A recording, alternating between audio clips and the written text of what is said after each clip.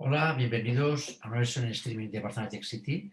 Esta vez vamos a hablar con José Bayón, perdón, CEO de NISA, y Chema Pina, CEO de Apki, Corporate Partner de Barcelona Tech City.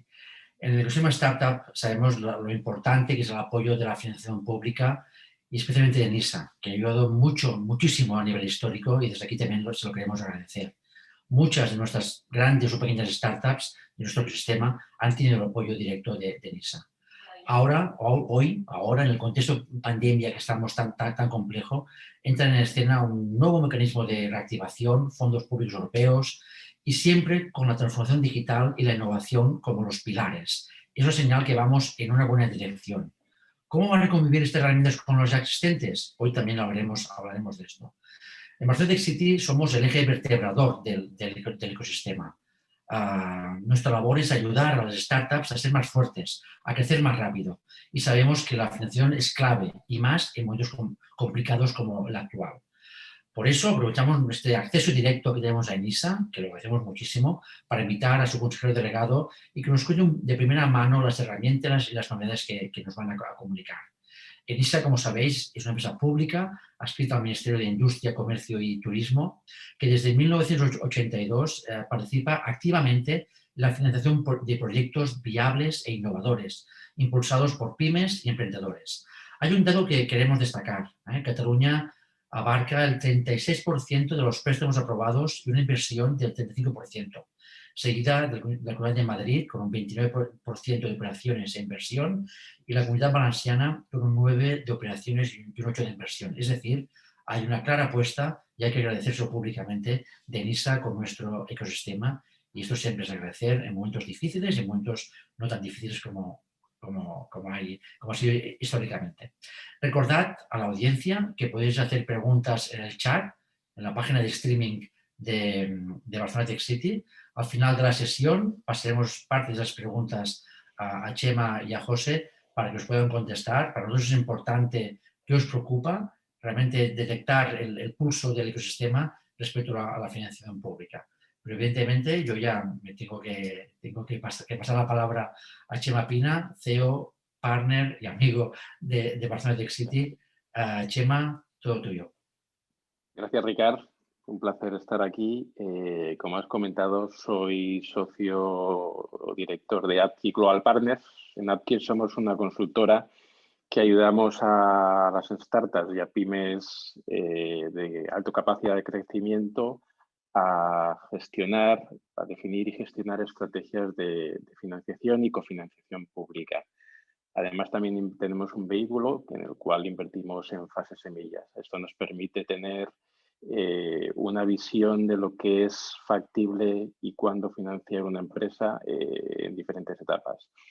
Y antes de dar la palabra, hacer la palabra a José, sí que es importante, hemos estado comentando antes, lo que es el rol que puede tener ENISA como dinamizador de lo que es el ecosistema y de las empresas que tienen alta capacidad de crecimiento. Muchas veces nos centramos y hablamos de inversión privada y son entidades como ENISA las que permite apalancar a estas empresas con recursos que no solo, y un impulso que no solo es económico, no solo es la financiación que consiguen, sino también el marchamo y la solvencia de ser financiada por una entidad pública que le permite, cuando están desarrollándose comercialmente,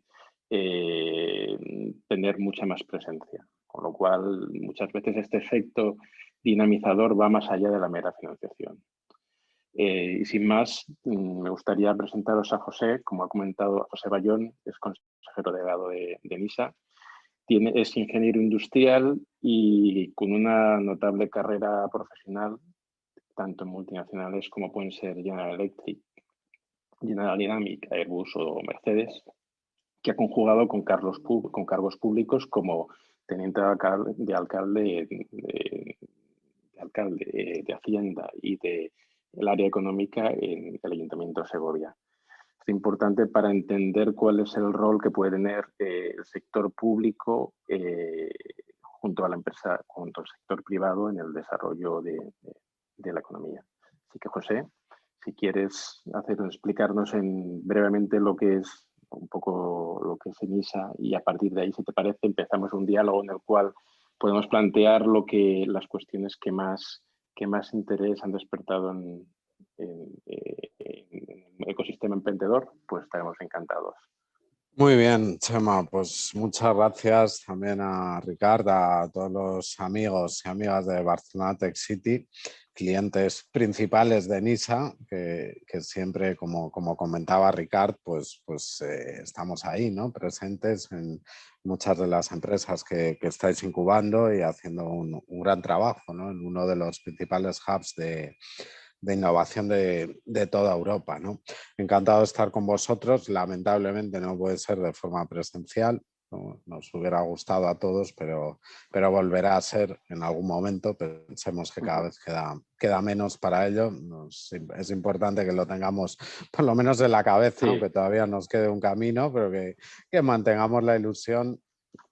Y como digo, pues bueno, encantado de estar aquí. Yo creo que muchos posiblemente que nos estén viendo y escuchando conozcan más o menos ENISA. No voy a aburrir con la presentación clásica porque yo creo que merece más la pena comentar varias cuestiones de actualidad, pero por enmarcarlo un poco, como decía Ricard, somos empresa pública, 100% pública, adscrita al Gobierno de España, el Ministerio de Industria, Comercio y Turismo del Gobierno de España a través de la Dirección General de PYME, de Industria y PYME, que van juntas, pero nosotros por el lado de PYME. Por lo tanto, ¿qué somos? Pues un instrumento público estatal de apoyo a la PYME.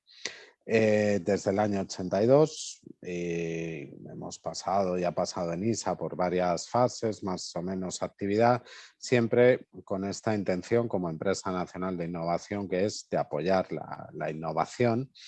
Y desde el año 2000 principalmente a través de préstamos participativos para startups, empresas emergentes o pymes innovadoras. Y desde entonces pues ya hemos superado los 1.100 millones de euros de préstamos, hemos superado los 7.000 préstamos concedidos y las 6.300 empresas financiadas, muchas de ellas de Barcelona Tech City, como podréis saber y conocer, y las startups, pues yo creo más conocidas y de más referencia de todo este ecosistema emprendedor que durante los últimos años ha ido creciendo, bueno, pues gracias al esfuerzo de todos, ¿no? Y sobre todo de hubs y de centros como este de Barcelona Tech City, ¿no? Eso es ENISA. En cifras, el año pasado, muy rapidito, pues para que os hagáis una idea, recibimos 2.055 solicitudes, aprobamos 506 por importe de 83,4 millones de euros. Fue el año que más ha recibido ENISA de toda su historia y yo creo que el segundo o el tercero que más ha aprobado también en toda su serie histórica. Y bueno, pues esto es un poco la visión general, yo creo, de ENISA. Y ahí, dicho eso, y ya puestos a entrar ya en materia, ¿cómo veis este ejercicio? Viendo que venimos de un ejercicio de un año anterior duro en cuanto al contexto, pero que realmente el rol y el esfuerzo por todo el equipo de NISA a la hora de sacar adelante el análisis de diferentes proyectos. En cuanto a plazos, ¿cómo ves plazos y lo que sean líneas de financiación? ¿Cómo se presenta este año? Porque al final es la pregunta principal. Bueno, pues sí, siempre es la pregunta principal, ¿no? La pregunta principal y yo diría que uno de mis trabajos principales, aunque no se vea tanto, ¿no? Que es conseguir levantar mis fondos propios, ¿no? Que son públicos, pero que son los de NISA y conseguir esa financiación. Es una financiación, es importante decirlo, que va con cargo siempre a los presupuestos generales del Estado, ¿vale? No estamos hablando en este momento y en las líneas. Luego comentaremos el plan de recuperación y los fondos europeos y demás. Pero todo esto que hemos hablado y estas cifras que he dado es dinero del Estado español, de los presupuestos generales de España, ¿no? Y por lo tanto tiene que pasar por una aprobación de presupuestos, por un Consejo de Ministros, etcétera, ¿no?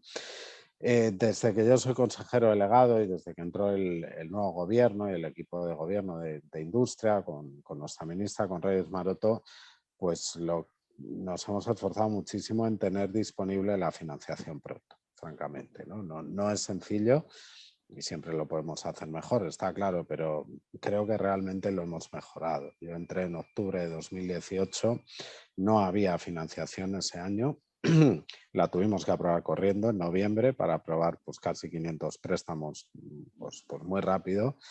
En 2019 conseguimos aprobarla en abril, con presupuestos prorrogados. En 2020 con presupuestos prorrogados y una pandemia y un estado de alarma la conseguimos aprobar en junio, y en 2021 yo espero que la aprobemos antes. De hecho, hoy mismo, y salvo que me corrija el Consejo de Ministros, en cuyo caso no tengo ningún problema y no discutiré con ellos, irá parte del primer paso para aprobar esas líneas, que son la aprobación de las adendas de NISA, con lo cual no será hoy, pero será ya muy pronto cuando podamos aprobar nuestras líneas de industria, que son 98,5 millones, ¿vale?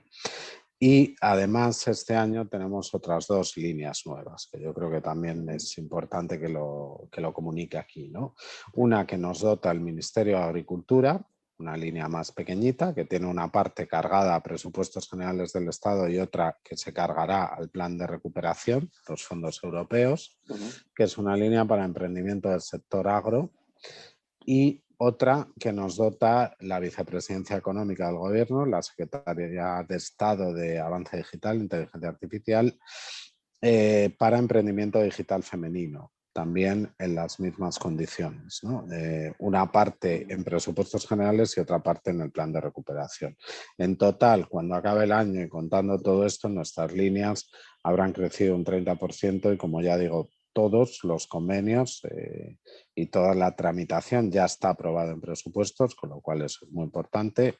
Las líneas de industria hoy dan el primer paso oficial a través del Consejo de Ministros, y las de agricultura, pues yo creo que también en breve lo van a dar, porque ya hemos elaborado el borrador. Con lo cual, por lo que comentas, es importante remarcar, o sea, que al final ENISA es una convocatoria que está abierta, sí, está abierta todo el año. Es importante remarcar que en la medida que sea posible, conviene gestionar las solicitudes lo antes posible, en el sí, sentido eso, de evitar... eso, Chema, es muy importante, tienes toda razón, ¿no? Nosotros siempre lo digo y es verdad. Estamos abiertos todo el año. No siempre tenemos dinero, no tenemos dinero todo el año, pero estamos abiertos todo el año. Y eso es importante porque, como bien has dicho y conocéis y conoces tú bien, nosotros siempre estamos analizando. Nuestros analistas siempre analizan, y evidentemente cuando todo este proceso que he explicado antes pasa, se aprueban presupuestos, pasa por el Consejo de Ministros, etcétera, y nos transfieren el dinero, empezamos a formalizar.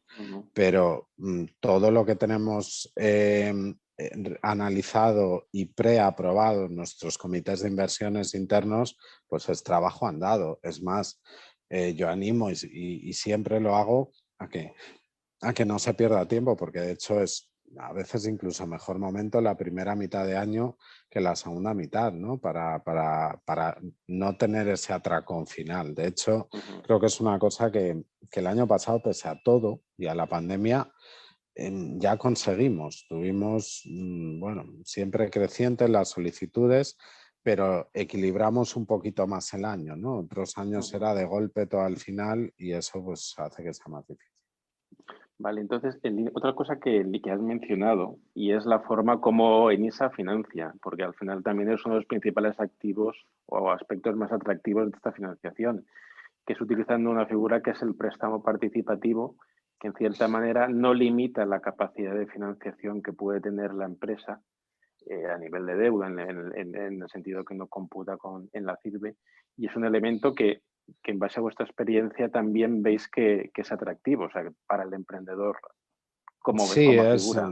el préstamo participativo que tenemos nosotros es un instrumento muy particular, ¿no? Muy específico.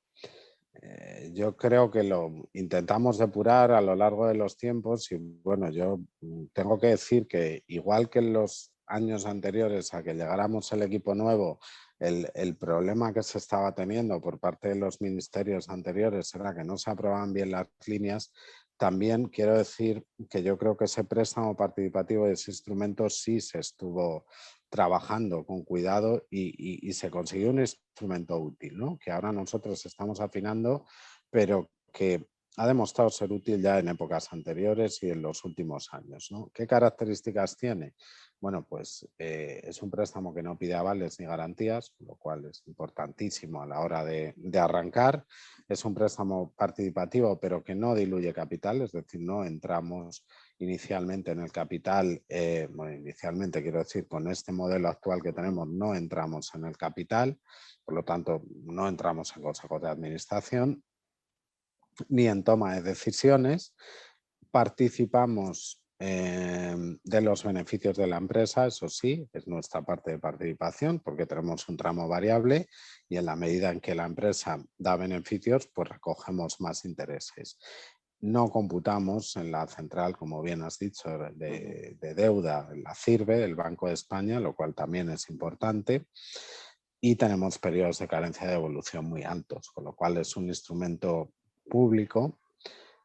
No ayuda a Estado, pero sí préstamo público, muy medido y muy encajado en eso que llamamos el equity gap, ¿no? Que hay en las fases iniciales, que es donde creemos que somos útiles.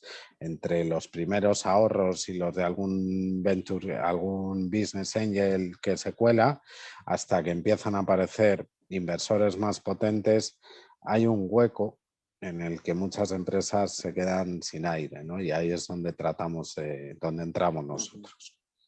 Vale, y como has comentado que es un proceso en el cual el equipo de analistas realmente evalúa en la medida que sea posible el histórico y las proyecciones, el desarrollo que va a tener el proyecto, una de las preguntas que nos hacen, una de las preocupaciones que tienen los promotores de proyectos es, bueno, en un contexto tan raro como ha sido el año pasado y difícil, a la hora de evaluar, ¿cómo se plantea considerar lo que ha sido 2020? Nosotros tenemos un sistema de análisis, en fin, esto es dinero público, con lo cual tenemos un sistema de análisis complejo, pero bueno, yo estoy seguro que todos agradecéis que sea complejo en el fondo y que tenga muchos mecanismos de control, ¿no? Aunque a veces sea más lento, pero creedme que es mejor, ¿no? que esté controlado porque, insisto, esto es tan vuestro como mío, ¿no? Y es dinero público y hay que controlarlo bien. Entonces, dentro de ese sistema de análisis tenemos una parte, como bien dices, que es estados financieros y análisis de estados financieros pasados, y una parte más cualitativa de, bueno, pues modelo de negocio, sector, producto, servicio, que se está haciendo, etcétera, ¿no? Combinamos ambos con un modelo de rating y de análisis aprobado por nuestro Consejo de Administración y nuestros ministerios de tutela y demás, y dependiendo del nivel de riesgo del rating que se conceda, que se clasifique a una empresa, pues se le da más o menos financiación. En 2020 fue un año evidentemente muy complicado para muchas empresas. De hecho, no lo hemos comentado, pero una de las grandes actividades que tuvo ENISA fue las renegociaciones COVID. Luego podemos comentarlo un poquito, pero sí, por ir a este tema y contestar, ¿qué vamos a hacer? Bueno, pues lo hemos estado viendo. Lo que sí que vamos a hacer, y hemos propuesto el cambio ya, ¿no? en estos nuevos convenios de este año, es contar las ampliaciones de capital del año en curso. Es decir, si alguien va a hacer un préstamo y se le va a aprobar en un momento dado, se pasa por ENISA, se decide que se apruebe, además, hasta esa fecha se van a contabilizar las aportaciones de capital. Esto es importante, ¿vale? Incluso también si alguien tiene pendiente una aprobación de capital, antes de aprobarlo, ya sea en el Consejo de Administración o en el Comité de Inversiones, que son los dos órganos de ENISA para aprobación de préstamos, podemos aprobarlo con la condición de que se cumpla esa ampliación, ¿vale? Por lo tanto, ¿qué estamos haciendo? Bueno, pues permitir, y lo hemos visto en nuestro histórico y hemos analizado un poco las empresas que nos iban pidiendo renegociaciones para ver realmente de qué manera podíamos tener esto en cuenta en 2020, digamos, sin eliminar un modelo que siga siendo necesario porque, como digo, es dinero público. ¿no? Y nos hemos dado cuenta que en muchos casos esto, en muchos, más de lo que incluso pensábamos, puede ser de utilidad, porque al final quien viene a nosotros, como tiene que cofinanciar, porque siempre cofinanciamos un 50%, y además, como bien explicabas tú, tenemos ese efecto certificador por ser entidad pública y demás, al final viene con algo de dinero, si no, no entra, ¿no? Entonces, el poder contabilizar eso hasta el momento actual, pues va a permitir que la empresa que siga avanzando en innovación o la startup que esté lanzándose tenga más opciones y tenga una calificación mejor. Sí, que eso que en línea de lo que comentas, también es relevante indicar que, o sea, que es voluntad vuestra acompañar a la empresa. Es decir, a lo largo de la vida de la empresa o de los diferentes estadios, tal como tenéis estructurados las diferentes líneas, se puede solicitar más de un préstamo en diferentes años. Sí, de hecho, yo hablaba antes, perdón, si recordáis un poco los datos que daba al inicio, hablaba de 7.000, más de 7.000 préstamos y 6.300 empresas. Bueno, la diferencia entre préstamos y empresas son las empresas que repiten préstamo y que tienen más de uno. Algunos lo tenemos incluso con 4, ¿no? No es lo habitual, pero los hay. Y con dos hay muchas, hasta 1,5 millones. Eso sí que es el tope total de la financiación. Pero diría que en torno a cerca de un 20% de empresas repiten y les acompañamos en fases iniciales. Si ya dan saltos muchísimo más grandes, pues ya no. Pues tengo un ejemplo, ¿no? El propio Cabify ha tenido 2 préstamos con nosotros, uno muy inicial en su etapa de arranque, otro cuando ya tenía otros prestatarios pero no quería diluir capital y por eso se apoyó en nosotros y bueno, pues ha llegado un momento ya que es suficientemente grande como para no necesitarnos, ¿no? Precisamente otra cuestión que surge recurrentemente, precisamente con dado que hay afán de acompañar a lo largo de la vida de la empresa y decir, oye, un planteamiento es una empresa en este contexto que el año pasado ha pedido, digamos, una refinanciación, un aplazamiento por dadas las medidas derivadas de la pandemia, la oportunidad que surgió. Si a lo largo de este año incorporan nuevo capital, o sea, ¿tiene la posibilidad de aplicar a ENISA? Sí, O sea, yo en este caso no sé.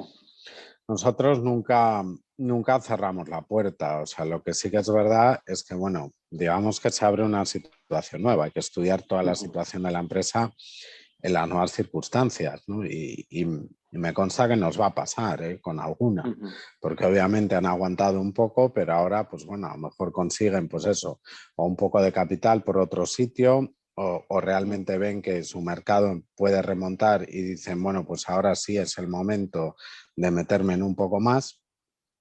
Evidentemente, claro que sí, lo que tiene que hacer es solicitárnoslo y luego nuestros equipos de operaciones, que es quienes analizan, y el equipo de financiero y de riesgos, que es quienes renegocian, pues tienen que hablar y plantear la posible solución y la posible financiación, analizando todo si es posible, ¿eh? Tampoco quiero decir que sea posible, quiero decir se puede hacer, pero hay que analizar la situación para ver si es viable, claro. Vale. Fenomenal. Y en este contexto, ya cambiando también de tercio, porque se está hablando mucho de todo lo que son fondos de recuperación, o sea, también quizás porque estás en el sector público, bueno, de hecho estás en medio, es la parte más en medio entre público y privado, el hecho de decir, ¿cómo se prevé o qué nos puedes comentar de cómo puede llegar a lo que es la pyme y la startup todo el plan de recuperación? Bueno, aquí está bien esta pregunta, y además creo que tenemos que hacer un esfuerzo todos los que estamos, como bien dices, en el sector público y en puestos de dirección para tratar de explicar esto, ¿vale? En fin, empiezo por el principio, pero muy rápido, no me enrollo, ¿no? Europa tiene una respuesta que no había tenido nunca, una respuesta histórica, y decide comunalizar 750.000 millones de euros de todos los estados, de ellos en torno a 142.000 llegan llegarán a España en los próximos 6 años. Es el segundo país, por cierto, que más recibe después de Italia y en tanto por ciento por habitante el que más, lo cual es una oportunidad importantísima. Lo digo sobre todo por esto, para que lo tengamos en mente. Permíteme un pequeño dato solo. Decía la vicepresidenta económica Nadia Calviño el otro día que entre el 1985 y 2010 España recibió netos 80.000 millones de euros de Europa. Fue la etapa en la que todos recordamos que, bueno, que aparecían carteles de fondos y empezamos a ver la bandera de Europa porque cada obra que había una bandera de Europa. Yo creo que la conocimos por eso casi, ¿no? La época de transformación de España. 80.000 millones en 25 años. De 2021 a 2023 están previstos 72.000. Para que nos hagamos una idea del reto impresionante que tenemos también como país y como administración para gestionar esto, que no es fácil, ¿no? Bueno, todo este plan en España tiene una traslación, que es el plan España Puede, que tiene 4 focos: digitalización, economía verde, cohesión territorial y despoblación, lucha contra la despoblación, cohesión territorial. Y la otra, pues se me ha ido ahora, pero sí, igualdad de género. 4. Igualdad de género, esos son los 4 focos, ¿no? Reducir la brecha que existe todavía de género. Bueno, esos son los 4 focos. Debajo de los 4 focos hay 10 políticas palanca, ¿vale? De todo tipo, desde energía, etcétera. Digo porque es bueno que todos entendamos dónde está luego nuestro área, que es a donde voy a llegar, ¿no? Dentro de esas 10 políticas palanca, la política palanca 5, yo les recomiendo a todo el mundo que si puede, tiene la ocasión, descargue o busque el documento del Plan España Puede, que la verdad es sencillito, está colgado en la página web de Moncloa o en algún otro lado, es un PDF de unas 15 hojas que da una visión, yo creo, muy buena para saber de qué va esto, ¿no? Entonces, la política 5, ¿vale?, habla de industria, de pyme, de sector productivo y de turismo. Y dentro de cada política palanca hay una serie de componentes. Hay 10 políticas palanca, 30 componentes, si no me equivoco.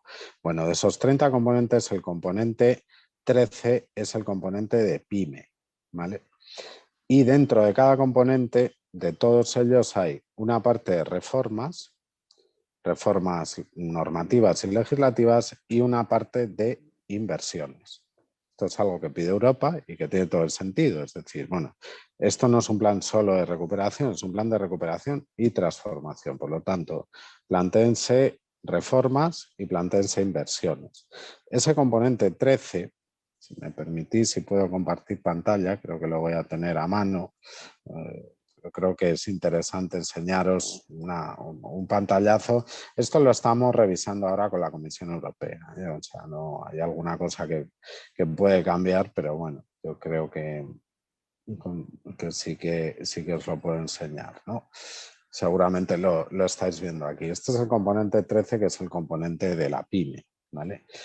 Aquí hay, bueno, pues está la ley de creación y crecimiento empresarial, la ley de startups, que el otro día anunció el presidente del gobierno que se está tratando de avanzar lo más rápido posible, la ley concursal, refuerzo del mercado único, la estrategia España Nación Emprendedora, todo lo que son las R son reformas, ¿no? Y luego tenemos, bueno, he marcado Renace porque lo sacaba de otra presentación, ¿no? Pero aquí tenemos las inversiones, ¿no? Inversiones que se van a plantear, bueno, impulso para emprendimiento de mujeres, sistemas de garantía, apoyo a scale-ups, agrupaciones empresariales, digitalización de la pyme.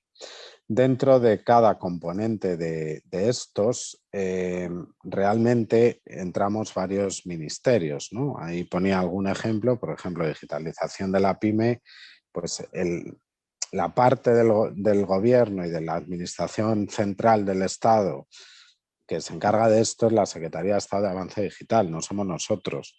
Es la Secretaría de Carme Artigas con Red.es principalmente. Ahora bien, también industria tiene algo que hacer ahí, ¿no? Y por ejemplo, pues está el programa Industria Conectada, 4.0 del Ministerio de Industria.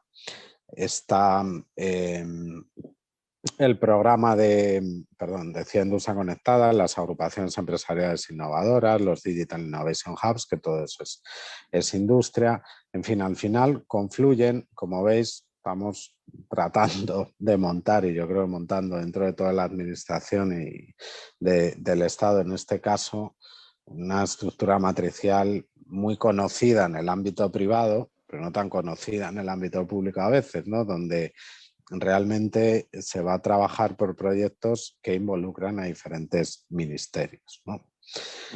Esto es un plan muy amplio. Quienes en digitalización, quienes tienen muchísima, realmente un presupuesto muy importante y va a gestionar una parte importantísima, es Red.es. También la Escuela de Organización Industrial, que pertenece a Industria, que son, digamos, hermanos nuestros, también tienen una parte importante.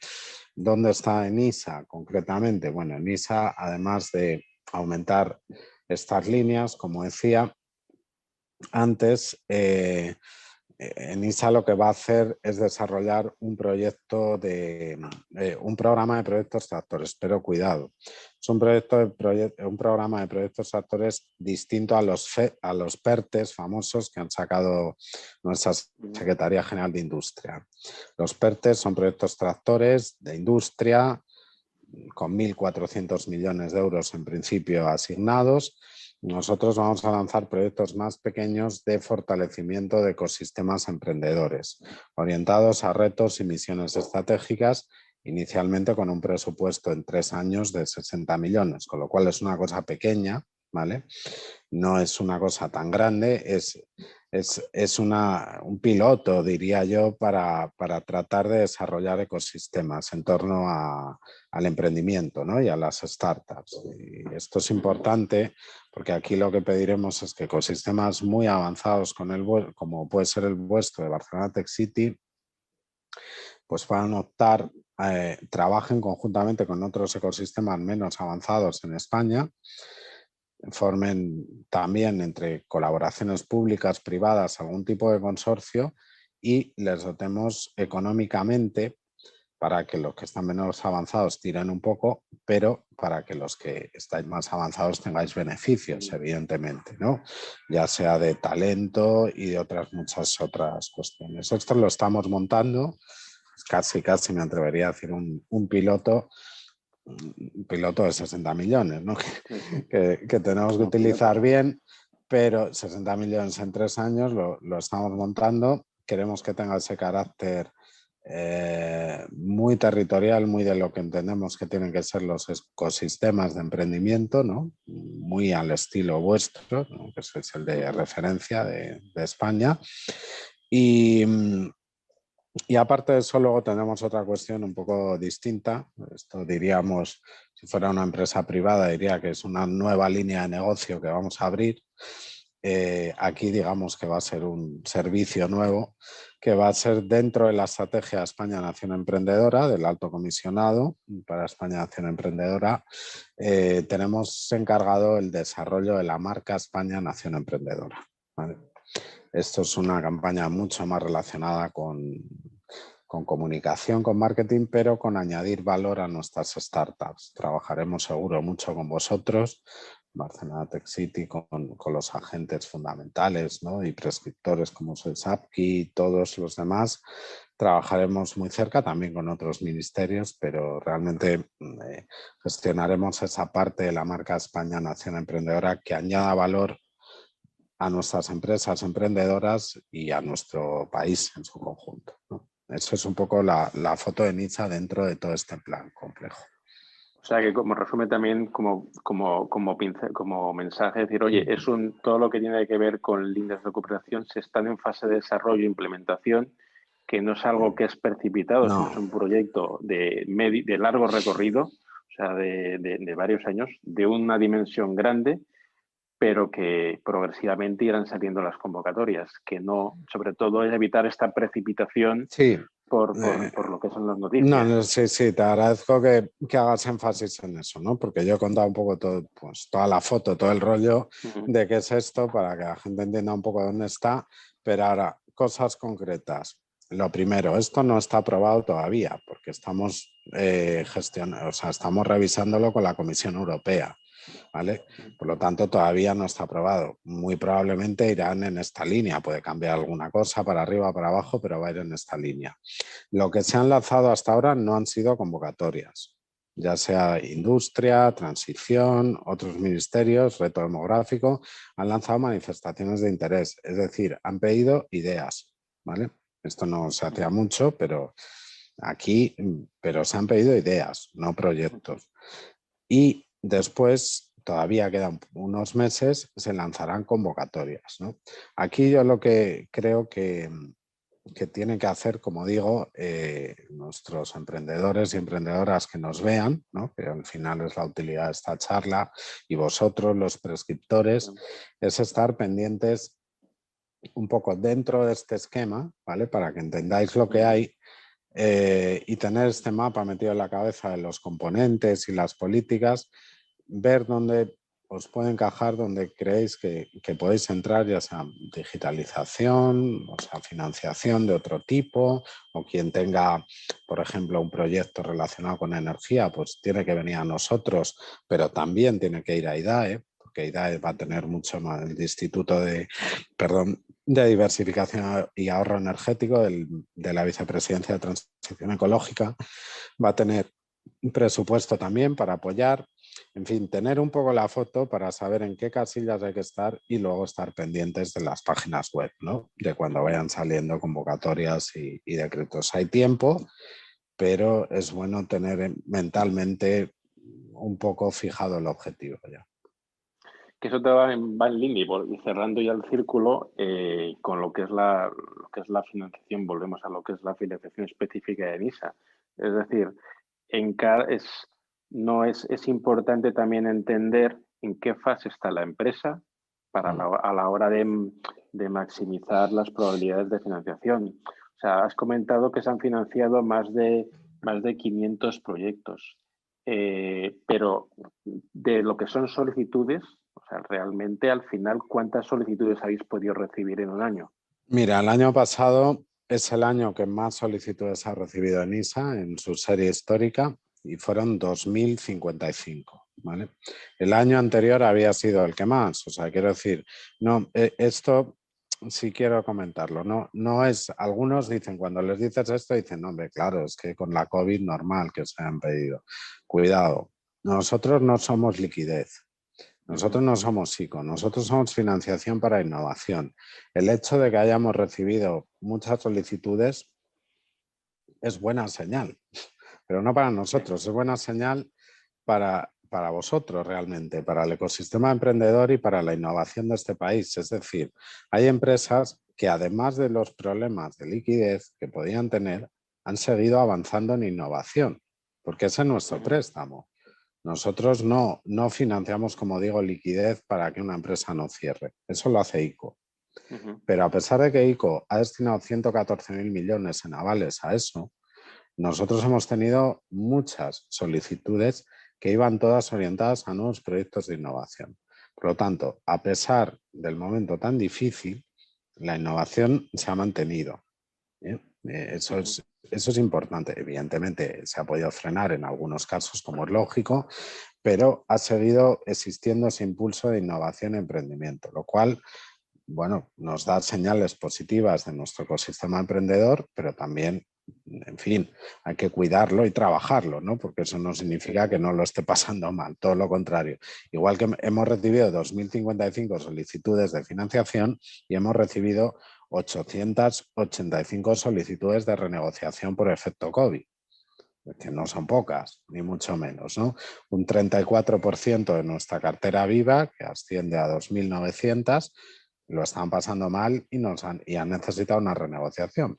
Pero 2.055 se han planteado avanzar en innovación y de esas hemos aprobado 506, es decir, exactamente un 25%. Como bien sabes, te iniciabas, depende no tanto a veces de si es bueno o no el proyecto, también, sino de qué momento se nos solicita la financiación. Hay un momento para NISA y hay un momento que no es tanto para NISA. O sea, resumiendo ahí, para Anisa, el momento es justo, como has indicado tú, hay proyectos en el cual lo que está en fase de desarrollo, que está validando el modelo de negocio, que lo tiene validado y que realmente lo que quiere es traccionar, o sea, es acelerar su crecimiento. O sea, es importante indicar eso, es decir, oye, porque al final son proyectos que ya tienen que tener un cierto recorrido en cuanto a madurez de proyecto, no tanto necesariamente como empresa, pero sí entender que se va a hacer un análisis en el cual se va a estudiar la capacidad que va a tener de seguir creciendo y de devolver el préstamo, que es una financiación que hay que devolver al final. Eso está bien que lo digas, ¿no? Y bueno, para que nos expliquemos, o sea, no es, tengo una idea y voy a Nisa, ¿vale? Exacto. No, no es eso. Es, tengo una idea, la he empezado a desarrollar, porque normalmente cuando se tiene una idea, bueno, para empezar a caminar sueles encontrar financiación, ¿no? Más o menos. Empiezo a caminar, empiezo a montar un proyecto empresarial y lo que tengo al final es un proyecto empresarial, es decir, ya no es tanto una idea, sino algo más concreto que tiene una previsión de ventas, que tiene una provisión de mercado, o sea que empieza a hablarse el lenguaje ya empresarial, ¿vale? Y ahí es cuando acudo a NISA, ahí sí, ¿vale? Si tengo una idea, pues hay otros instrumentos, ¿no? Incluso dentro del Estado también, o sea, CDTI es el gran financiador en España de la I+D, pero además de proyectos. Nosotros nos gusta decir que no financiamos tanto proyectos como empresas con proyecto, porque realmente nuestra financiación no está vinculada a los hitos de un proyecto, como puede ser CDTI. En algunos casos, ¿no? Nuestra financiación va a la sociedad que nos lo pide, a la empresa que nos lo pide. Eso sí, nos tiene que haber justificado antes que su proyecto, como hablábamos inicialmente, es viable, ¿no? Y es innovador. Vale, entonces, en esta línea sí que es importante también remarcar, y ahora sí que te voy a intentar pillar con el pie cambiado, lo que son los plazos. O sea, realmente, o sea, y va en línea con lo que has comentado de que no se financia circulante, que todo este proceso de análisis es un periodo de tiempo, con lo cual también se tiene que tener en mente que desde que se inicia el proceso hasta que se consigue, en el caso de que hay una resolución positiva, transcurre un periodo que no es que está estipulado, o sea, que tenéis estipulado la parte de el tiempo que está en el departamento de admisiones, en análisis, o sea, que realmente puede coger entre 2 y 4 meses en función de eso. Que va en línea con lo que has comentado de que se busca financiar inversión y desarrollo, o sea, lo que es desarrollo de negocio, no líneas de circulante pura y dura. Entonces, no, claro, esto, efectivamente, esto no es circulante, por lo tanto no es, insisto, voy al ICO porque estoy pasando fatal, bueno, no voy al ICO, voy a un banco y detrás del banco está el ICO avalando, que también es importante recordarlo, ¿no? Y voy al banco, le digo, necesito un préstamo ICO, me lo estudian, más o menos rápidamente me responden porque si no me asfixio, ¿no? Esto no es eso, esto es un proyecto que tenemos que analizar el grado de innovación. Se supone que, a ver, siempre hay urgencia, pero no es esa urgencia. Aún así, somos de las entidades públicas, yo creo, más rápidas y más ágiles, ¿no? Para la cantidad y el volumen que trabajamos. En situaciones normales, desde que a nosotros nos entra una solicitud, suponiendo que esté con toda la información, ¿vale? Que eso siempre pasa también. Es muy importante, eso lo conocéis bien y lo trabajáis muy bien los prescriptores, efectivamente, y ahí sois de ayuda, ¿no? Claro que sí. Es decir, que llegue toda la información es importante. Muchas veces nos dicen, oye, no, es que he tardado tanto y cuánto. Bueno, ya, pero es que nos has dado la información con cuentagotas, que también es verdad que en parte es lógico. Quiero decir, el que hace la solicitud a veces pues no tiene en la cabeza toda la información, va dándola poco a poco y nosotros vamos pidiendo lo que hace falta y otra cosa más. Es decir, hay un diálogo y un proceso ahí desde que se le asigna a un analista. Eso sí que es importante. Se entra por la web y al momento que se hace la solicitud tienes un analista al que puedes llamar o escribir. Y eso está muy bien, ¿no? Obviamente, porque abre muchas puertas, ¿no? El proceso entero completo depende en última instancia también de cuándo tenemos nuestro dinero, porque al final una cosa es aprobar. Nosotros realmente podemos andar entre, como dices, 2, 4 meses, 3 meses, podemos decir, desde que entra hasta que internamente decimos si se aprueba o no, pero luego después hay que formalizar, ¿vale? Que esa es otra, hay que ir al notario, hay que firmarlo, hay que mandar todos los papeles y antes tiene que estar todo el dinero disponible y ahí es donde a veces se nos alarga un poco más. En cualquier caso, como tenemos que cumplir con ejercicio cerrado, al final, pues el periodo completo de media creo que anda en torno a 4, desde que se entra hasta que se firma, ¿vale? De aprobación es bastante menos. Fenomenal. Pues si quieres, José, damos paso a Ricard, que al final estás gestionando el tema de preguntas, y te cedemos la palabra. Muy siempre bien. que viene José, hay preguntas y hay interés. Algunas es posible que ya en parte las hemos contestado, pero como la gente lo pregunta, yo creo, José, que es importante que si hay algún mensaje que mejor me queda súper claro, prefiero te lo pregunto a ti y también tú también, Chema, y que quede más claro, ¿vale? Hay una que es tanto negativa, pero también me parece interesante, ¿no? Oye, habla que hay una estadística que muestra que de 9 de cada 10 startups quiebran. Discutible, pero lo aceptamos como estadística más o menos. Pulpo. Más o menos. Tampoco vamos a entrar en el detalle ahora. ¿Qué ha pasado seguramente en alguna startup que habéis, digamos, financiado, ¿vale? Que ha quebrado, no ha conseguido la atracción necesaria, etcétera, etcétera? ¿Qué sucede en caso de no poder devolver el préstamo, José? A ver, nosotros, como digo, somos instrumento público, por lo tanto, realmente nuestra vocación, bueno, más que vocación, o sea, el porqué de lo que hace NISA es apoyar la economía española, ¿no? Y a las startups. Por eso no pedimos avales ni garantías. El hecho de no pedir avales ni garantías, evidentemente, cuando una empresa quiebra, pues hace que seamos muy vulnerables a que no nos pague, como es lógico, ¿vale? Pero cuando quiebra, o sea, quiero decir, cuando a lo mejor dicen, uy, esto de NISA tampoco pasa nada si no les pago, hombre, ahí sí nos vemos en los tribunales, claro. Y de hecho presentamos muchas demandas cuando ocurre eso. Cuando la empresa acredita, evidentemente, que no puede pagar, que está en liquidación, que es una situación pues, que de no viabilidad, al no haber pedido avales ni garantías, pues obviamente normalmente no recibimos nada a cambio, ¿no? Pero también es verdad que obviamente no es ni mucho menos la mayoría de los casos, ¿vale? Afortunadamente para todos. La verdad es que para ir sin avales ni garantías, aunque a veces mis compañeros de Hacienda les cuesta entenderlo, para ir sin avales ni garantías, sinceramente, y no lo digo por mí, lo digo como mérito de NISA de ahora y de antes y de sus analistas, creo que el ratio de fallidos es bastante más bajo que muchos fondos privados. Otra cosa es que luego económicamente recuperemos menos, porque claro, nosotros, como decía antes, no entramos en el capital y no pegamos unos exit de estos brutales, pero el ratio de fallidos es menor, con lo cual pues no está mal. Perfecto. Vamos a ver, esta pregunta también Chema puede responder entre los dos. Creo que no aplica 100% en ISA, pero bueno, os lo pregunto y vamos a ver. ¿Qué regulaciones de financiación tenéis para una startup que justo ha lanzado el MVP y que necesita financiación de 100.000 euros para la campaña de marketing? Mira, antes de que os diga el problema a la hora de financiarse, cuando buscas es dos. Uno, ¿en qué estadio está? O sea, normalmente, en base a nuestra experiencia, es en un primer momento, cuando no hay proyecto o no hay nada que mostrar, lo que se financia es el emprendedor, es la capacidad del emprendedor, y ahí tienes que acudir a tu círculo más próximo.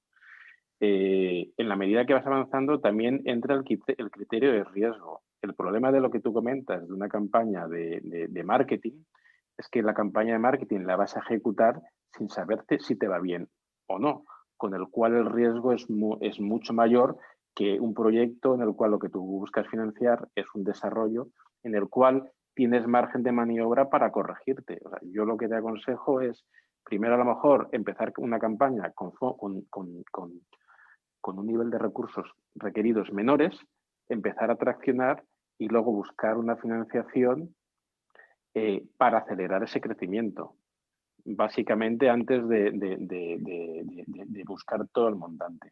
Lo digo porque, y supongo que José si me comparte la opinión, es decir, es importante tener presente el criterio de riesgo a la hora de que se va a evaluar, ya sea por una entidad pública o por una entidad, un financiador privado, se va a tener presente en contrapartida de la rentabilidad que espera obtener, pero es importante tenerlo presente. Sí, sí, sin duda. Eso es algo que efectivamente tenemos que valorar también nosotros siempre, ¿no? Esto, más que una respuesta, ha sido un consejo, Chema, ¿vale? O sea, está muy bien. Perdona. No, está bien. Perfecto, perfecto. También estamos aquí para esto. Por cierto, perdona, Ricard, habla de 100.000 euros, no, creo que no lo he dicho en todo el rollo que he ido soltando. Nuestro préstamo va entre 25.000 euros y 1,5 millones, ¿eh? Por si alguno no tenía en mente los volúmenes, ¿vale? Buena observación, buen matiz. Vamos a ver, pregunta interesante. ¿Crees que con la nueva modificación y simplificación de estructuras y procesos, ENISA podrá tener su espacio en los presupuestos del Estado como si fuera un fondo, sin necesidad de pasar a nivel operativo por Consejo de Ministros, etcétera? La pregunta es buena, ¿eh? Joder. Si dejas de grabar, igual te contesto. No. A ver, yo creo no. A día de hoy ya tenemos presupuestos, que no está mal y no es poco.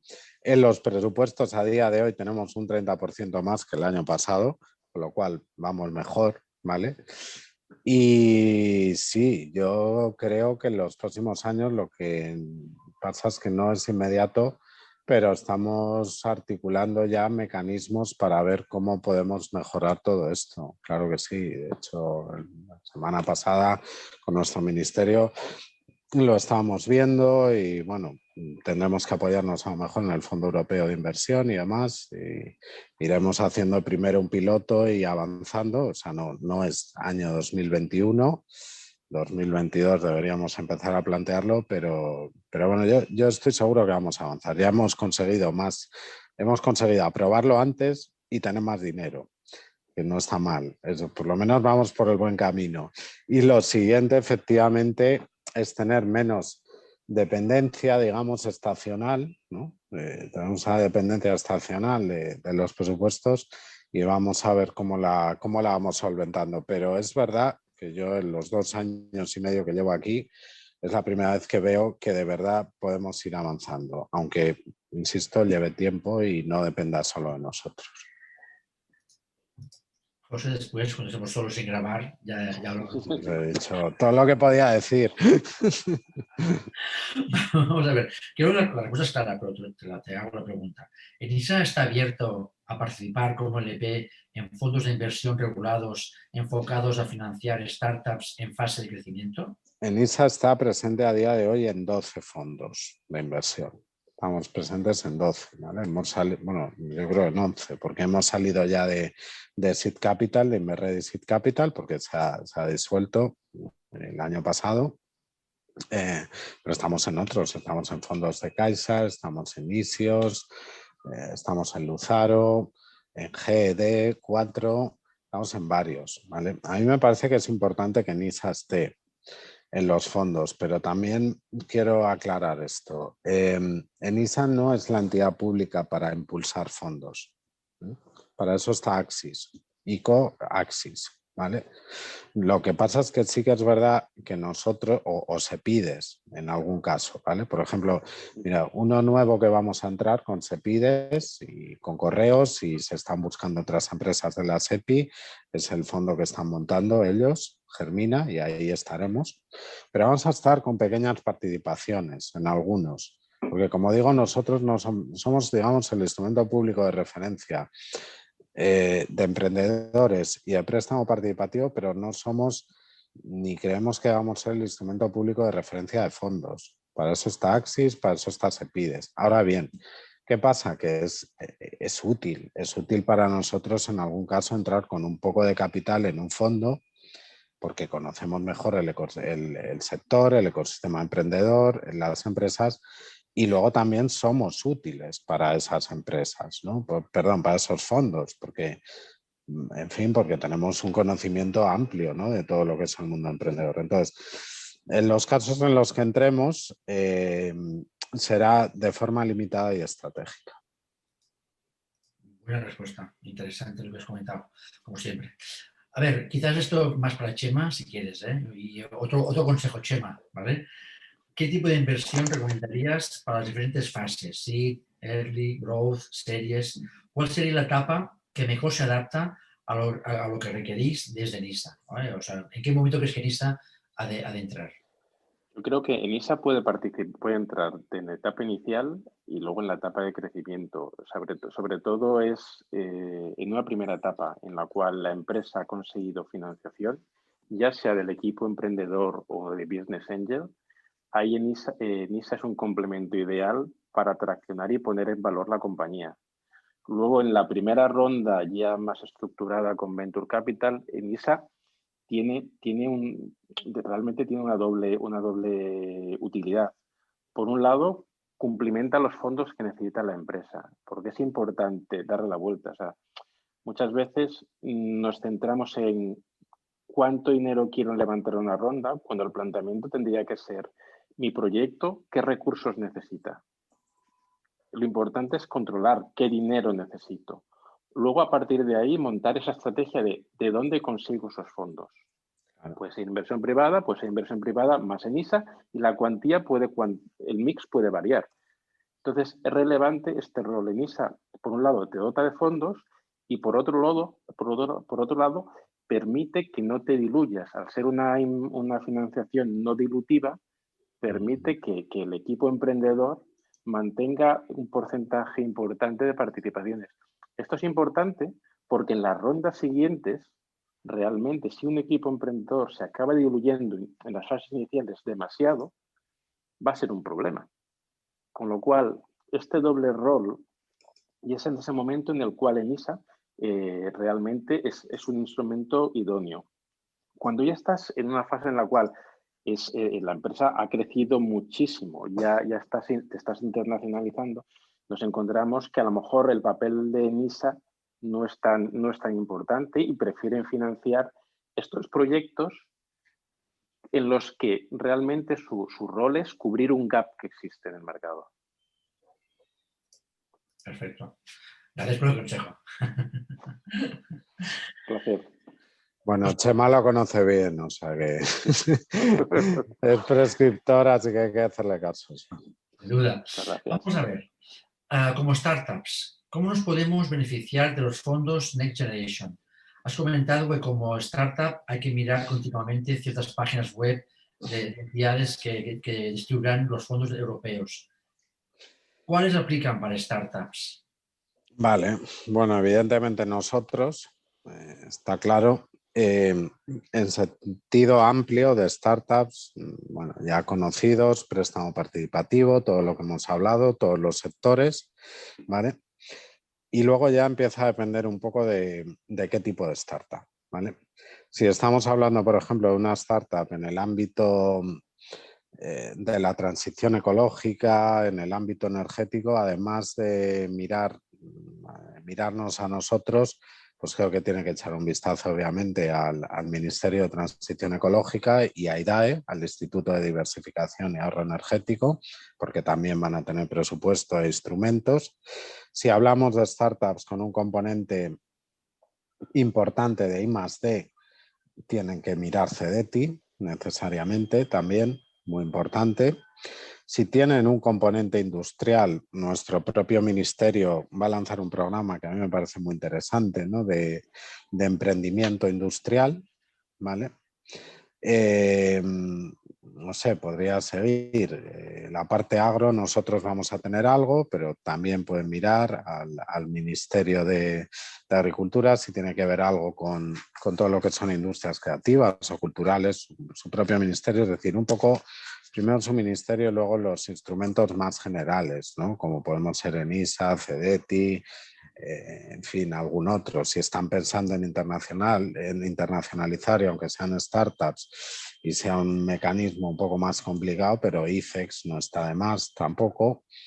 Mirarlo, bueno, yo creo que depende un poco, insisto, del sector, ¿no? y del grado de investigación y desarrollo. Si están más cerca de la ciencia, hombre, pues ahí CEDETI siempre hay que mirarlo, ¿no? Perfecto. Vamos a ver, ¿cómo medís lo innovador o no del proyecto? Por otro lado, para emprendedores, creo que el máximo accionista de la compañía debe tener un máximo de 40 años. ¿Esto es inamovible? ¿Con 42, No. 43 te quedas fuera?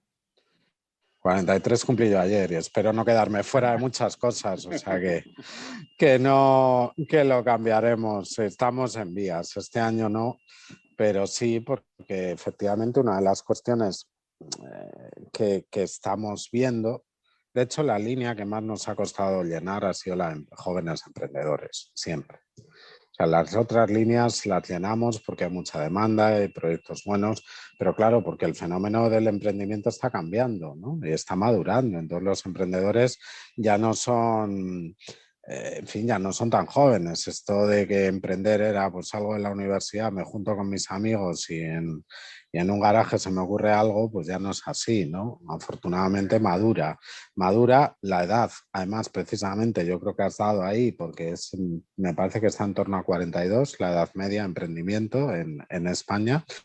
Por lo tanto, lo tenemos que cambiar, ¿eh? Somos conscientes. Ahora mismo, al que no le encaje la línea jóvenes emprendedores, tiene las líneas EBT, base tecnológica, y la línea PYME crecimiento, ¿vale? Con lo cual no cerramos la puerta, ¿eh? Lo que pasa es que tenemos 3 líneas ahora mismo que son jóvenes emprendedores, base tecnológica y PYME crecimiento. Bueno, si se ve fuera de jóvenes emprendedores, pues puede acceder a base tecnológica. Tampoco hay grandes diferencias, la verdad. Hay alguna, pero no hay grandes diferencias. Y eso sí que desde luego para el año que viene ya sí que tenemos que, lo está viendo y el Ministerio está de acuerdo, tenemos que actualizar un poco todo esto. Sí. Perfecto. Quedan 2 preguntas. Yo creo que esta pregunta por derecho del equipo, José, aprovechando. Seguro. Se estarán detrás alguna que no se atreven a hacerme. Oye, has hablado de un aumento de presupuesto. ¿Esto va a llevar un aumento de personal y etcétera? Pues más vale que sí, sinceramente. Sí. A ver, nosotros, vamos a ver, el plan de recuperación, es que lo decía antes, yo creo que es importante que pongamos un poco, que tengamos en mente de lo que estamos hablando, ¿no? O sea, en 25 años habían llegado 80 millones a España, en 3 años vamos a intentar que lleguen 72.000, ¿vale? Esto necesita más recursos de la administración pública. Nosotros ya, bueno, pues estamos trasladando Excel y en fin, y escenarios y gente y solicitando recursos a nuestro ministerio de tutela, que es Industria, a Hacienda, que al final es quien aprueba a todos, y con seguridad pues tendrá que haber más recursos, ¿no? Ahora bien, vamos a ver cuándo y de qué manera, también por una cuestión, y quiero ser claro, no es fácil habilitar todos estos recursos hasta que formalmente nos apruebe el plan. Y el plan formalmente lo tiene que aprobar la Comisión Europea a partir de abril, mayo. Entonces, bueno, la cuestión es que seamos ágiles después de ese momento. Ok, perfecto. Última pregunta, ¿vale? Porque estamos fuera de tiempo. ¿Los fondos de aportación por parte de la startup deben ser nuevos? ¿Se puede utilizar recuperación de deudas o capitalizaciones anteriores? Chema, te voy a dejar a ti casi, Sí, porque sí. te la sabes mejor que yo creo. Sí, y ahí nos hace sudar mucho. O sea, al final, un poco a modo de resumen, lo que se busca, precisamente el concepto de coinversión es compartir riesgos. Es decir, es válido utilizar o capitalizar deudas anteriores, pero también es muy importante que en esa capitalización haya recursos nuevos, porque al final ellos van a evaluar quién se arriesga junto a NISA. Es decir, la reflexión viene a ser, joder, si es un préstamo, si son aportaciones que se han hecho hace 2 años y eso ya te lo has gastado, realmente tú no tienes nada que perder, solo puedes ganar si te consigues la financiación por parte de NISA. Con lo cual sí que es importante y sí que, digamos, tienen ese factor de fondos propios, aportaciones anteriores, siempre que vayan acompañadas con nueva entrada de capital. En el fondo, y ahí José no me está escuchando, valoran positivamente que alguien evalúe el proyecto y se arriesgue junto a en este caso NISA. No, sí, y en la medida que sea lo posible, también se valora positivamente cuando son financiados por inversores que tienen experiencia en financiación, porque lo que están haciendo es objetivizar ese análisis. Y la inversión, obviamente, los propios promotores es algo, claro que sí, que valoramos mucho. A ver, no pedimos avales ni garantía, ¿no? Lo más parecido a tener un aval o una garantía sin pedirlo como tal es que quien está involucrado en el proyecto lo esté también económicamente, ¿no? Por lo tanto, lo valoramos. Perfecto. Oye, pues hemos acabado. Ha habido interés, hay muchas preguntas, ya también os haré llegar. Para nosotros, ENISA es ecosistema, nos sentimos muy orgullosos de la relación que tenemos con vosotros y aquí realmente Apki y Chema nos ha ayudado siempre muchísimo como puente de conexión. El eje público-privado es clave para España y para Europa y para Barcelona en las próximas décadas y tener esta excelente relación que tenemos con vosotros, de verdad que para nosotros es uno de los puntos más importantes. Muchas gracias, José. Muchas gracias, Chema, por vuestras explicaciones, por vuestros consejos. A la audiencia seguro que le ha interesado. Hemos aprendido todos de un elemento imprescindible, que es no hay startups, no hay financiación, no hay inversión, si no hay propuestas de futuro y asumir ciertos riesgos. Está muy bien también que la parte pública, también asuma parte de este riesgo.